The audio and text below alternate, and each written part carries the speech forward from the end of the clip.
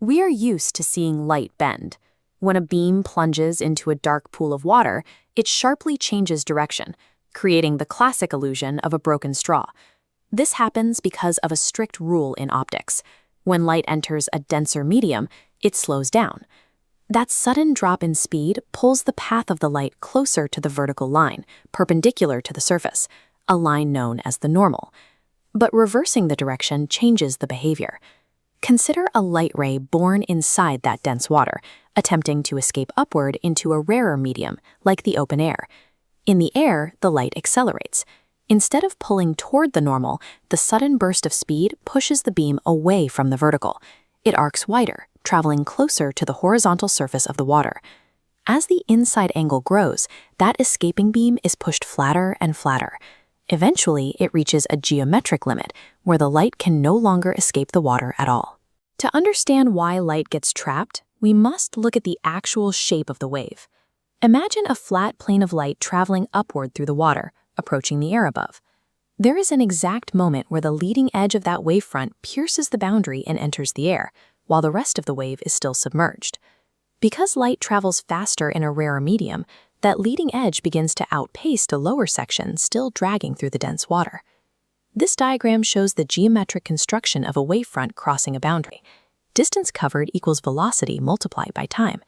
Because velocity is higher in the rarer medium, the airbound wave travels further, forcing the structure to pivot. This pivot is a function of geometry and speed.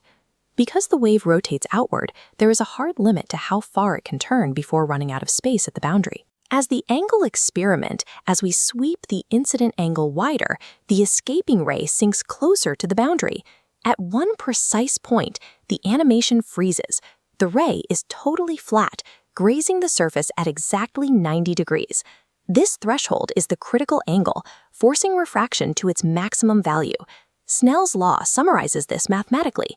The sine of the critical angle is equal to the refractive index of the rarer medium divided by the denser one. This formula marks a physical no-exit sign for light. Beyond this point, refraction becomes mathematically impossible.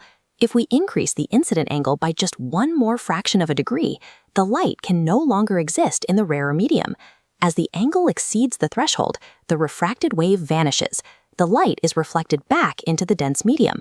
100% of the light energy is retained, a phenomenon called total internal reflection. When the wavefront race results in a pivot that exceeds 90 degrees, the wave folds back on itself. A clear boundary transforms into a perfect seal. This effect relies on two mandatory conditions. First, the light must travel from a denser medium to a rarer one, from a higher refractive index to a lower one. Second, the angle of incidence must be strictly greater than the calculated critical angle. Everything traces back to the wavefront speeding up and pivoting away from the normal until it simply runs out of room.